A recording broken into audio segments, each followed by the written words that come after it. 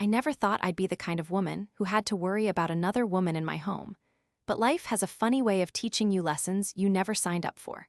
My name is Catherine, and this is the story of how I dealt with the nanny who tried to steal my husband, and how I made sure she learned a lesson she'd never forget. It started on a Tuesday morning in May. I remember because the jasmine outside our bedroom window was in full bloom, and I'd woken up feeling grateful.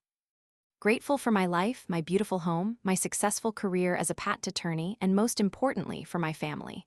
My husband Marcus and I had been married for 8 years. We had 2 beautiful children, Emma who was 6 and little Noah who had just turned 3. Life was good, or so I thought. "Marcus, don't forget Emma has ballet at 4 today," I called out as I fastened my pearl earrings, the ones my grandmother had given me on my wedding day. "Got it, babe," he responded from downstairs, his voice muffled. I could hear him making breakfast, probably his famous blueberry pancakes that the kids loved. I took one last look in the mirror. Navy blue suit, crisp white blouse, hair pulled back in a neat bun. Professional, polished, ready to take on another day of contract negotiations and patent disputes. I grabbed my briefcase and headed downstairs. That's when I saw her. Natalie, our nanny of 3 months. She was standing by the kitchen counter, laughing at something Marcus had said, her hand resting on his arm just a little too long. She was wearing her usual uniform, or what was supposed to be her uniform, jeans, and a simple top. But something was different today. Something was glinting at her neck. My heart stopped. It was my diamond pendant. The one Marcus had given me for our 5th anniversary. The one I'd taken off last night and left on my dresser because the clasp had been bothering me and I'd meant to take it to the jeweler. "Good morning, Mrs. Harrison," Natalie said, pulling her hand away from Marcus quickly. Too quickly. Her smile was wide, innocent, but her eyes held something else. Challenge, defiance, I couldn't quite place it. "Good morning, Natalie," I replied, my voice steady even though my pulse was racing. I looked at Marcus, who was flipping pancakes, completely oblivious. "Smells delicious, honey." "Thanks, babe. Want some before you head out?" "No, I'm running late. Big meeting this morning." I walked over and kissed him on the cheek, making sure to look Natalie dead in the eyes as I did. She didn't look away. That's when I knew. This wasn't an innocent mistake. This was intentional. I left for work, but my mind wasn't on contracts or negotiations. It was on that necklace around her neck.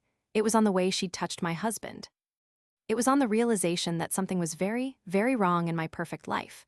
Over the next few days, I started paying attention. Really paying attention. I began coming home early, making excuses about meetings being canceled or paperwork I could finish at home. And what I saw made my blood boil. On Wednesday, I came home to find Natalie wearing my Chanel lipstick. The exact shade of Rouge Allure that cost $60 and that I'd bought myself as a birthday present.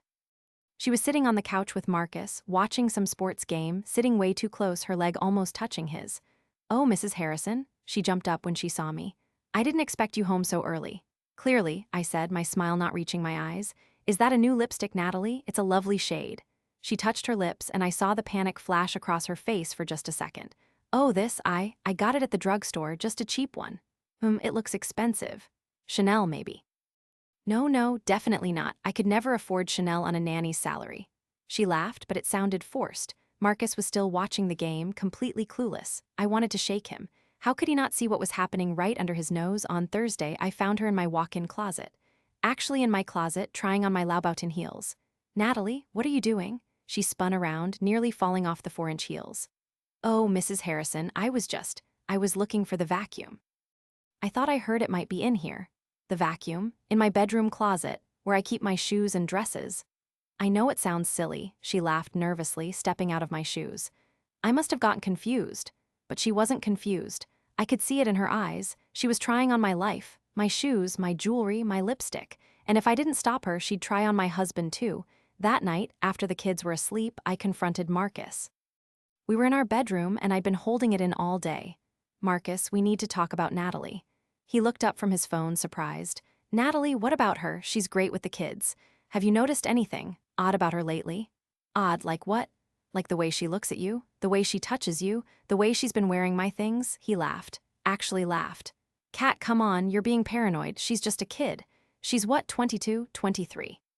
She probably just admires you and wants to be like you. Imitation is the sincerest form of flattery, right? She's wearing my jewelry, Marcus. My actual jewelry, without permission.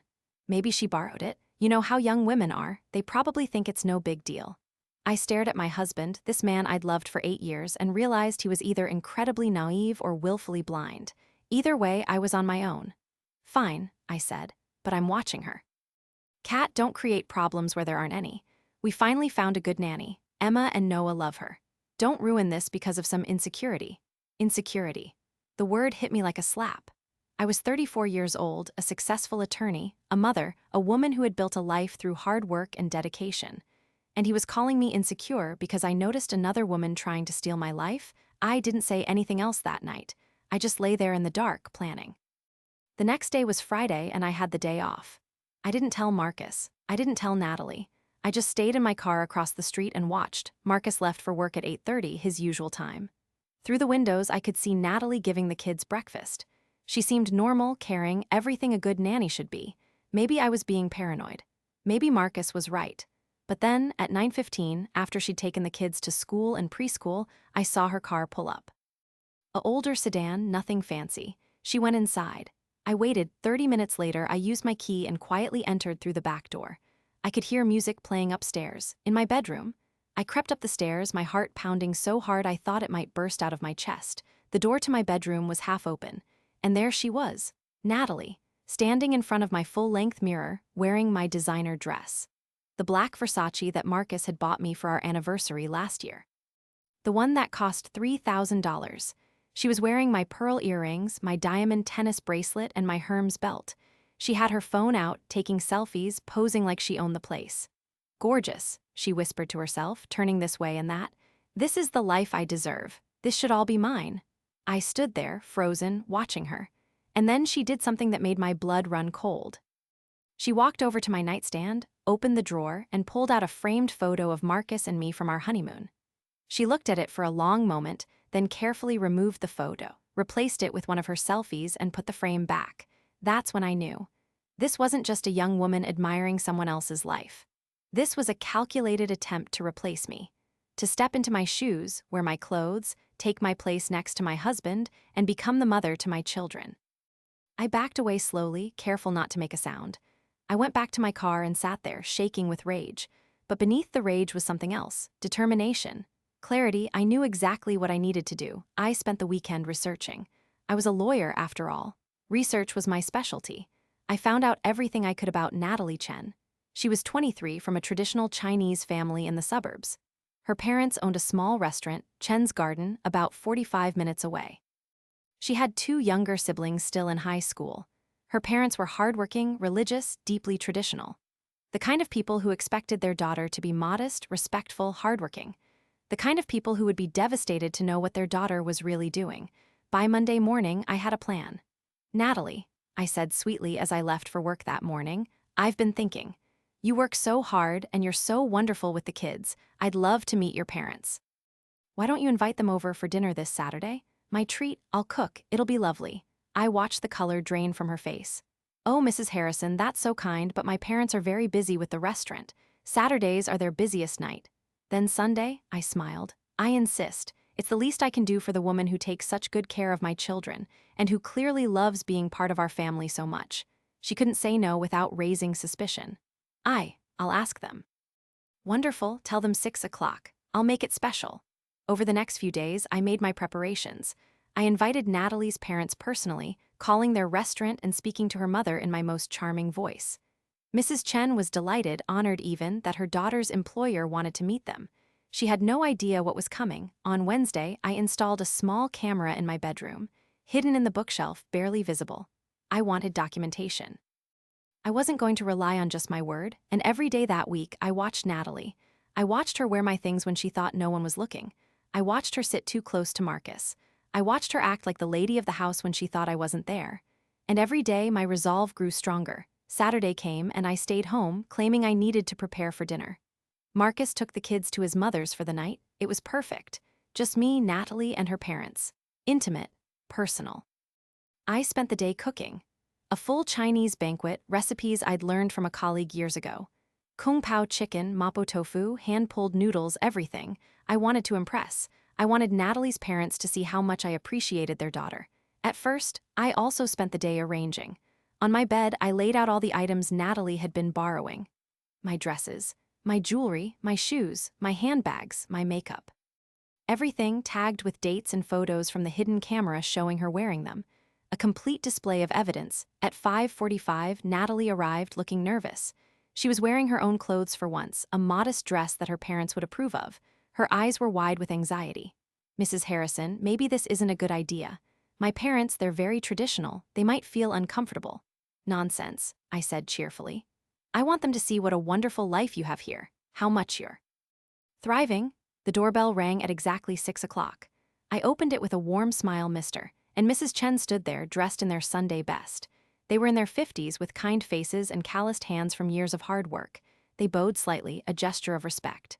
Mr. and Mrs. Chen, welcome. I'm so happy to meet you. Please, come in. They entered, looking around at our home with wide eyes. I could see them taking in the high ceilings, the artwork on the walls, the expensive furniture. They looked at Natalie with such pride. Their daughter working for such a successful family. Thank you for having us, Mrs. Harrison, Mr. Chen said in accented English. Natalie tells us you are a very kind employer. Oh, Natalie is the kind one. She's become such a part of our family. In fact, she's been making herself very much at home here. Haven't you, Natalie? Natalie's face had gone white. She knew something was coming. We sat down for dinner and I played the perfect hostess. I asked about their restaurant, their other children, their life. They were lovely people, hardworking, honest. Everything their daughter was not. Mrs. Chen beamed as she talked about Natalie. Our Natalie, she is good girl. She work hard, save money, send some home to help with her brother and sister's school. We are very proud. You should be proud, I said. She's certainly been taking full advantage of the opportunities here. Speaking of which, I have something to show you. Natalie has been wanting to show you what she's accomplished. Haven't you, dear? Natalie's hands were shaking. Mrs. Harrison, please. Please what? Your parents drove all the way here. They should see how well you're doing. Come, let me show you. I led them upstairs, with Natalie trailing behind, practically in tears. I opened the bedroom door to reveal my display. The bed was covered with designer clothes, jewelry, accessories, all carefully arranged. On the wall, I'd projected photos from the hidden camera, showing Natalie wearing each item, posing in my mirror, sitting on my bed, going through my things. Mrs. Chen gasped, her hand flying to her mouth. Mr. Chen's face turned red, a mixture of shame and anger. What is this? He demanded, looking at his daughter. I can explain, I said calmly. These are all my personal belongings. Over the past few weeks, Natalie has been helping herself to them, wearing my clothes, my jewelry, my shoes. Making herself comfortable in my bedroom, acting as if she owned my life. I pulled out my phone and played a video. Natalie, in my Versace dress, taking selfies, saying, "This is the life I deserve. This should all be mine." Mrs. Chen started crying. Natalie, how could you? We taught you better than this. We taught you to respect other people's property, to work hard for what you want, not to steal. I wasn't stealing, Mama. I was just borrowing. I was going to put everything back. Borrowing without permission is stealing, Mr. Chen said, his voice hard. This is theft. Mrs. Harrison, we are so sorry. We are mortified. We will pay for everything. No, I said firmly. I don't want payment. I want Natalie to learn a lesson. I want her to understand that you can't just take what doesn't belong to you. You can't just decide you want someone else's life and try to steal it. I turned to Natalie, who was sobbing now. Did you really think you could replace me? Did you think if you wore my clothes and my jewelry, if you flirted with my husband, if you played with my children, that somehow you would become me, that this life would become yours? I just wanted to know what it felt like, she cried. To have nice things, to not worry about money, to have a beautiful home and a handsome husband and a perfect life. You have everything and you don't even appreciate it. I have everything because I worked for it, I said coldly. I put myself through law school. I built my career. I earned every single thing in this house. You're 23 years old. I was still eating ramen noodles and sharing an apartment with 3 roommates when I was your age. If you want this life, earn it. Don't try to steal mine. Mr. Chen grabbed his daughter's arm. We are leaving. Now, Natalie, you will apologize to Mrs. Harrison and then you will never come back to this house. I'm so sorry, Natalie sobbed. I'm so sorry. Pack your things, I said. You have 15 minutes. Only your things. If I find one item of mine missing, I will call the police. As Natalie packed, I sat with her parents in the living room. Mrs. Chen was still crying softly. Mrs. Harrison, Mr. Chen said, we are truly sorry. We worked so hard to give our children good values. To teach them right from wrong, I don't know where we failed. You didn't fail, I said gently. You gave her every advantage. She made her own choices. but you know, this doesn't have to ruin her life. She's young. She can learn from this. She can do better. We will make sure she does, he promised. When Natalie came back downstairs with her bag, her eyes were red and swollen. She couldn't look at any of us. One more thing, I said. I handed her an envelope. Inside is the pay you're owed for this week, plus a 2-week severance. I'm not a monster, despite what you might think, but I'm also not a fool. If you ever contact my husband again, if you ever try to reach out to my children, if you spread rumors or lies about this family, I have all the evidence I need to press charges for theft. Do you understand? She nodded, taking the envelope with shaking hands. And Natalie? I waited until she looked at me. I hope someday you find your own life, your own happiness, your own success, but you have to build it yourself. You can't steal someone else's. They left and I stood in the doorway watching them drive away. I felt empty, relieved, yes, vindicated certainly, but also sad. Sad that this was necessary. Sad that someone could be so foolish, so desperate, so willing to destroy everything for a taste of a life that wasn't theirs. Marcus came home an hour later with the kids.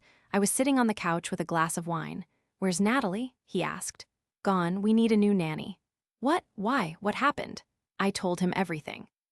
I showed him the videos, the photos, the evidence.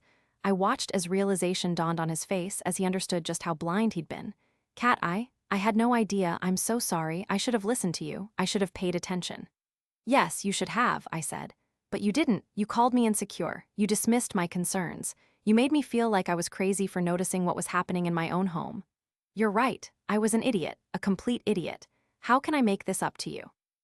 I looked at my husband, this man I'd built a life with, and I made a decision.